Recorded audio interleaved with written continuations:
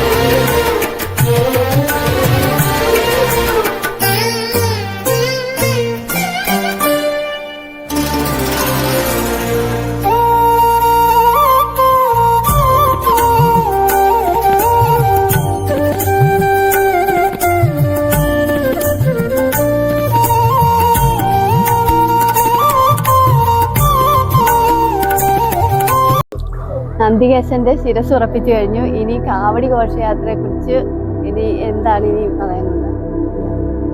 പടനിലം ക്ഷേത്രത്തിലെ ഒരു പ്രധാന വഴിപാടാണ് മഹാശിവരാത്രിയുമായി ബന്ധപ്പെട്ടുള്ള കാവടി ഘോഷയാത്ര. ക്ഷേത്രത്തിൽ സുബ്രഹ്മണ്യ പൂജ നടക്കുമ്പോൾ 16 കരകളിൽ നിന്നും വിവിധ സാംസ്കാരിക സമിതികളിൽ നിന്നും ആരംഭിക്കുന്ന കാവടി ഘോഷയാത്രയാണ് ക്ഷേത്രത്തിലേക്ക് എത്തുന്നത്. പാലമേക്കരയുടെ കാവടി ഘോഷയാത്ര ആരംഭിക്കുന്നത് കൂറുകോടി ദേവീക്ഷേത്രത്തിൽ നിന്നാണ്. വർഷങ്ങൾ കൊണ്ട് ക്ഷേത്രത്തിൽ നിന്നും ആരംഭിക്കുന്ന കാവടി ഘോഷയാത്ര നമ്മുടെ കരയുടെ എൻഡായ കരിങ്ങാലിപ്പുഞ്ചയുടെ സൈഡ്, അതായത് ബണ്ട് റോഡിൽ അവിടെ ചെന്ന് തിരിച്ച് ക്ഷേത്രത്തിലേക്ക് എത്തുന്നു. അതുപോലെ വിവിധ കരകളിൽ നിന്നും എത്തുന്ന കാവടി ഘോഷയാത്രയും വിളിച്ച ഒരു വഴിപാടോടുകൂടിയാണ് മഹാശിവരാത്രി ആരംഭിക്കുന്നത്. അത് ഒരു ഭക്തി നിർഭരമായ ഒരു കാര്യമാണ്. കാരണം ദിവസങ്ങൾ കൊണ്ട് നൊയമ്പെടുത്ത് വഴിപാടായി കാവടി എടുക്കുന്നവരാണ് ഈ പ്രദേശത്തുള്ള ഭക്തജനങ്ങൾ. അങ്ങനെ നൊയമ്പെടുത്ത് കാവടി പൂജയോടുകൂടി ആരംഭിച്ച് വളരെ വ്രതശുദ്ധിയോടുകൂടി ആണ് അന്നത്തെ ആരംഭം ഈ കാവടി ഘോഷയാത്രയെ ബന്ധപ്പെട്ടുള്ള ആരംഭം എന്ന് പറയുന്നത്. ഇത് വർഷങ്ങൾ കൊണ്ട് ഏതാണ്ട് പ്രവചിക്കാൻ പറ്റാത്ത വർഷങ്ങൾക്ക് മുമ്പ് തൊട്ട് ആരംഭിച്ച ഒരു പൈതൃകമാണ്. അത് അങ്ങനെ നിലനിന്ന് മുന്നോട്ട് പോയിക്കൊണ്ടിരിക്കുകയാണ്. 6:30 മണിക്ക് 100 കോടി ക്ഷേത്രസന്നിധിയിൽ നിന്ന് കാവടി ഘോഷയാത്ര ആരംഭിക്കും. നമ്മുടെ ക്ഷേത്രഭരണസമിതിയുടെ വൈസ് പ്രസിഡന്റ് പറഞ്ഞ പോലെ ചരയത്ത് ജംഗ്ഷൻ, നമ്മുടെ കരയുടെ എൻഡായിട്ടുള്ള ചരയത്ത് ജംഗ്ഷനിലെത്തി അവിടെ നിന്ന് തിരികെ പടനിലം പരബ്രഹ്മ ക്ഷേത്ര സന്നിധിയിലെത്തി കാവടി ഘോഷയാത്ര സമാപിച്ച് പിന്നെ അധികം സമയമില്ലാതെ രാവിലെ 10:30 തന്നെ നന്ദികേശനെ പിടിച്ച് 2 ക്രെയിനുകളുടെ സഹായത്തോടു കൂടി ക്ഷേത്ര സന്നിധിയിൽ നമ്മൾ എത്തിക്കഴിയുമ്പോൾ ക്രെയിൻ ഉപയോഗിക്കേണ്ടി വന്നിട്ടില്ല നാളുകളിൽ. ക്ഷേത്ര സന്നിധിയിൽ കളിപ്പിക്കുന്നതും അതുമായി മറ്റൊരു പ്രത്യേകതയുള്ളത്, ഇത്തവണ ക്ഷേത്രഭരണസമിതി വളരെ കൃത്യമായി സമയം പാലിക്കണം എന്ന് നിഷ്കർഷിച്ചിരിക്കുന്നതിൻ്റെ അടിസ്ഥാനത്തിൽ നമ്മൾ ഇത്തവണ രാവിലെ 10:30 നന്ദികേശനെ പിടിച്ച് സാധാരണ 3 മണി 2 മണിയാകുമ്പോൾ കൊട്ടക്കാട്ട് ജംഗ്ഷനിൽ കൊണ്ടുവച്ചിട്ട് നമ്മൾ ഭക്ഷണം കഴിക്കാൻ പോകുന്നതാണ്. ഇത്തവണ അത്ര ഒരു സംവിധാനമല്ല. ക്ഷേത്രത്തിന് ഏറ്റവും അടുത്ത് എത്തിക്കുകയും വൈകിട്ട് 4-4:30 കൂടി ക്ഷേത്രത്തിലേക്ക് എത്തിക്കുകയും 5 മണിക്ക് നമ്മുടെ ക്ഷേത്ര ഭരണസമിതി വിളിക്കുന്നത് എപ്പോഴാണ്? അപ്പോൾ തന്നെ നന്ദികേശനെ ഇറങ്ങി കളിപ്പിക്കുന്നതിനാവശ്യമായ ക്രമീകരണം ക്ഷേത്ര ഭരണസമിതിയുടെ ഭാഗത്ത് നിന്ന് നമ്മളോട് ആവശ്യപ്പെട്ട അടിസ്ഥാനത്തിൽ കരക്കമ്മിറ്റി വളരെ മുൻകൂട്ടി തന്നെ അതുമായി ബന്ധപ്പെട്ട ക്രമീകരണങ്ങൾ ഒരുക്കിയിട്ടുണ്ട്. മഹാശിവരാത്രി മഹോത്സവത്തെ വീണ്ടും വീണ്ടും ഏവരെയും ക്ഷണിക്കും. മുൻപുള്ളവർ സംസാരിച്ചതുപോലെ തന്നെ കരയും കരക്കാരും നന്ദികേശനുമായി ക്ഷേത്രത്തിലേക്ക് കാവടി ഘോഷയാത്ര അതുമായിട്ട് ബന്ധപ്പെട്ടിട്ടുള്ള മേളങ്ങൾ എല്ലാമായി തയ്യാറായി കഴിഞ്ഞു. എല്ലാവരെയും പാലമേൽക്കരയുടെ പേരിലും ഈ നന്ദികേശ സന്നിധിയിൽ നിന്ന് ഞങ്ങൾ ഈ മഹോത്സവത്തിലേക്ക് ക്ഷണിക്കുന്നു. എല്ലാവരും വന്ന് ശിവരാത്രി ആഘോഷിക്കുക.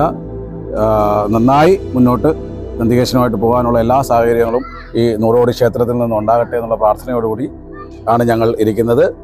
രാവിലെ നാളെ വൈകിട്ടാണ് കാവടി നിറയ്ക്കുന്നത്.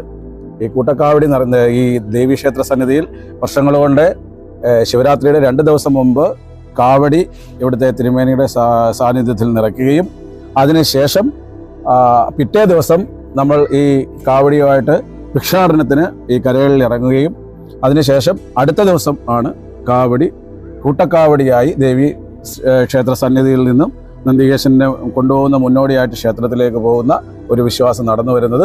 അതനേക വർഷങ്ങൾ കൊണ്ട് നടന്നു വരുന്നതാണ്. അതിൻ്റെ മുന്നോടിയായിട്ടുള്ള എല്ലാ ഒരുക്കങ്ങളും പൂർത്തീകരിച്ചിട്ടുണ്ട്. ഈ ശിവരാത്രി ആഘോഷിക്കുക എന്നുള്ളതാണ് ഞങ്ങളുടെ ലക്ഷ്യം. എല്ലാവർക്കും ശിവരാത്രി ആശംസകൾ. പ്രധാനമായിട്ടും സംസാരിച്ചത് കാവടി ഘോഷയാത്രയെ കുറിച്ചാണ് സംസാരിച്ചത്. കാവടി ഘോഷയാത്രയെ കൊണ്ട് എനിക്ക് പറയാനുള്ള ഒരു പ്രത്യേകത, അതിനെപ്പറ്റി അതിന്റെ കാര്യങ്ങളിൽ അവര് മുന്നിൽ സംസാരിച്ചത് ആ ഒരു കാഴ്ച ഒരു വലിയ അത്ഭുതം, ഒരു നിർവൃതിയാണ്, വലിയൊരു കാഴ്ചയാണ്. ആബാലവൃദ്ധം ജനങ്ങളും അമ്പലത്തിന്റെ ആ കിഴക്കേ ഗ്രൗണ്ടിൽ നിന്നുകൊണ്ട് നമ്മുടെ ഈ നന്ദികേശൻ കിഴക്കൂന്ന് പടിഞ്ഞാട്ട് ചാടി കയറുന്ന ഒരു രീതിയാണ് എല്ലാവർക്കും ഒരു അനുഭവപ്പെടുന്നത്. ആ അമ്പലത്തിന്റെ തിരുമുമ്പിലേക്ക്, ഭഗവാന്റെ തിരുമുമ്പിലേക്ക് ചാടി കയറുന്ന ഒരു രീതിയാണ് എല്ലാവരുടെയും അത് നമ്മൾ കണ്ടെങ്കിൽ മാത്രമേ നമുക്ക് അനുഭവമാവുള്ളൂ. ആ ഒരു കാഴ്ച കാണാൻ അവിടെ വന്നിരിക്കുന്ന എല്ലാ ആബാലവൃദ്ധം ജനങ്ങളും ആ കാഴ്ച കാണുമ്പോൾ നമ്മുടെ പടിഞ്ഞാറേ ചക്രവാളത്തിൽ സൂര്യപ്രഭ നമ്മുടെ നന്ദികേശന്റെ ജീവിതയിലേക്ക് ആ സൂര്യപ്രഭ അടിച്ച് പ്രത്യേക ഒരു തിളക്കത്തോടു കൂടിയാണ് നമ്മുടെ നന്ദികേശൻ അമ്പലത്തിലേക്ക് വരുന്നത്. അത് ഈ ക്ഷേത്രത്തിന്റെ പ്രത്യേകത എന്ന് പറയുന്നത് ഏറ്റവും കൂടുതൽ ചരിത്രം ഉറങ്ങിക്കിടക്കുന്ന ഒരു ക്ഷേത്രത്തിൽ നിന്നുമാണ് ഈ കാവടി ഘോഷയാത്ര പുറപ്പെടുന്നത് എന്നുള്ളത് വലിയൊരു പ്രത്യേകതയാണ്. കാരണം കായംകുളം രാജാവിന്റെയും അല്ലെങ്കിൽ തിരുവിതാംകൂർ രാജാവിന്റെയും ഒക്കെ ബന്ധവുമായി നിലനിൽക്കുന്ന ഒരു കളരി ക്ഷേത്രമാണ് നൂറുകോടി ക്ഷേത്രം എന്ന് പറയുന്നത്. ഈ ക്ഷേത്രത്തിൽ നിന്നും കാവടി ഘോഷയാത്ര പുറപ്പെടുന്നത് തന്നെ മഹാശിവരാത്രിയുമായി ബന്ധപ്പെട്ട് നിൽക്കുന്ന ഐതിഹ്യങ്ങളുടെ ഭാഗമായിട്ട് ഈ ക്ഷേത്രത്തിന്റെ ഭാരവാഹിയായിട്ട് ട്രസ്റ്റ് കമ്മിറ്റിയുടെ സെക്രട്ടറി പ്രിയപ്പെട്ട രാജീവ്. നമസ്കാരം. നമ്മൾ ഈ പ്രാവശ്യം നമ്മുടെ ക്ഷേത്രത്തിൻ്റെ പുനർനിർമ്മാണം നടന്നുകൊണ്ടിരിക്കുകയാണ്. അതുകൊണ്ട് ആ പുനർനിർമ്മാണം നടന്നുകൊണ്ടിരിക്കുന്ന ഈ അവസരത്തിൽ നമ്മൾക്ക് ഇതിൻ്റെ സാങ്കേതികമായിട്ടുള്ള ഇവർക്ക് ഒരുക്കങ്ങൾ ചെയ്യുന്നതിനുള്ള സജ്ജീകരണങ്ങൾ ഒരുക്കാനുള്ള ഒരു ചെറിയ അസൗകര്യം വന്നപ്പോൾ നമ്മുടെ മൂലസ്ഥാനമാണ് ഈ പ്രാവശ്യം അതിനുവേണ്ടി സജ്ജീകരിച്ച് കൊടുത്തിരിക്കുന്നത്. കാവടി വെക്കുന്നതിനും മറ്റുള്ള സജ്ജീകരണ ഒരുക്കങ്ങളുമായിട്ട് നമ്മൾ ആ മൂലസ്ഥാനം തയ്യാറാക്കി കൊടുത്തിട്ടുണ്ട്. മറ്റ് അത്യാവശ്യമായിട്ട് വേണ്ട എല്ലാ സജ്ജീകരണങ്ങളും ഒരുക്കുന്നതിന് വേണ്ടിയും നൂറുകോടി ക്ഷേത്ര ഭരണസമിതി അതിനുവേണ്ട എല്ലാ സഹായങ്ങളും പാലമേൽക്കര കമ്മിറ്റിക്ക് ചെയ്തു കൊടുത്തുകൊണ്ടിരിക്കുകയാണ്. വർഷങ്ങളായിട്ട് ഈ പറഞ്ഞതിലോട്ട് കാവടി ഘോഷയാത്രയ്ക്കുള്ള എല്ലാ സജ്ജീകരണങ്ങളും കരയും നൂറുകോടി ദേവീക്ഷേത്രവുമായിട്ടുള്ള ഒരു ബന്ധം ഓരോ വർഷം കഴിയുമ്പോഴും അടുത്ത് ഉറപ്പിച്ചുകൊണ്ടിരിക്കുന്ന രീതിയിലേക്കുള്ള ഒരു സജ്ജീകരണങ്ങളാണ് കൊടുത്തുകൊണ്ടിരിക്കുന്നത്. നൂറുകോടി ക്ഷേത്ര ഭരണസമിതിയുടെ ഭാഗത്തുനിന്ന് എല്ലാവിധത്തിലുള്ള സഹായങ്ങളും വരും വർഷങ്ങളും ഉണ്ടാവും. മഹാശിവരാത്രിക്ക് എല്ലാവിധ ആശംസകളും നേർന്നുകൊണ്ട്. എനിക്ക് മുമ്പ് സംസാരിച്ച സമാരാധ്യരായ എല്ലാവരുടെയും സംസാരങ്ങൾ നിങ്ങൾ ബഹുജനം ശ്രമിക്കണം. ശിവരാത്രി മഹാത്മ്യത്തെക്കുറിച്ചും നമ്മുടെ കാവടി ഘോഷയാത്രയുടെ മഹാത്മ്യത്തെക്കുറിച്ചും ഒക്കെ തന്നെ പറയുകയുണ്ടായി. ഇതൊരു ദേശീയ ഉത്സവം, നൂറനാടിൻ്റെ ദേശീയ തനത് പാരമ്പര്യം നിലനിർത്തുന്നതിൽ ഒരു പൈതൃക ഗ്രാമം എന്നുകൂടി നിലനിർത്തത്തക്ക രീതിയിൽ ആണ് ഈ ഉത്സവത്തെ നമ്മൾ കാണുന്നത്. ഏകോദര സഹോദരങ്ങളെപ്പോലെ കയ്യും മെയ്യും മറന്ന് കുറച്ച് നാളുകളായി, ഒരു മാസക്കാലമായി നന്ദികേശ നിർമ്മാണവുമായിട്ട് ബന്ധപ്പെട്ട് കരക്കമ്മിറ്റി തിരഞ്ഞെടുക്കപ്പെട്ട 15 കരക്കമ്മിറ്റികൾ, അവരെ എത്ര അഭിനന്ദിച്ചാലും മതിയാവുകയില്ല. അതുപോലെ തന്നെ പ്രധാനപ്പെട്ടമായിട്ടും പറയാനുള്ളത്, എല്ലാവരും പറഞ്ഞില്ല എങ്കിൽ തന്നെ എൻ്റെ ഓർമ്മയിൽ, ഞാൻ ഈ കൂട്ടത്തിൽ കുറച്ച് പ്രായമുള്ള കക്ഷി ആയതുകൊണ്ട് എൻ്റെ ഓർമ്മയിൽ ഒന്നാം കരയായ പടനിലം പരബ്രഹ്മക്ഷേത്രത്തിൽ നിന്നും ഒന്നാം കരയായ പാലമേൽക്കര ബൃഹത്തായ കുറേയേറെ പദ്ധതികൾക്ക് രൂപം കൊടുത്തിട്ടുള്ള ഒരു കര കൂടിയാണ്. എന്തെന്നാൽ ഇവിടുന്ന് തിരഞ്ഞെടുക്കപ്പെടുന്ന 15 കരക്കമ്മിറ്റി പ്രഗത്ഭരും പ്രബുദ്ധരുമായ ആൾക്കാരായിരുന്നു ഇവിടെ ഉണ്ടായിരുന്നത്.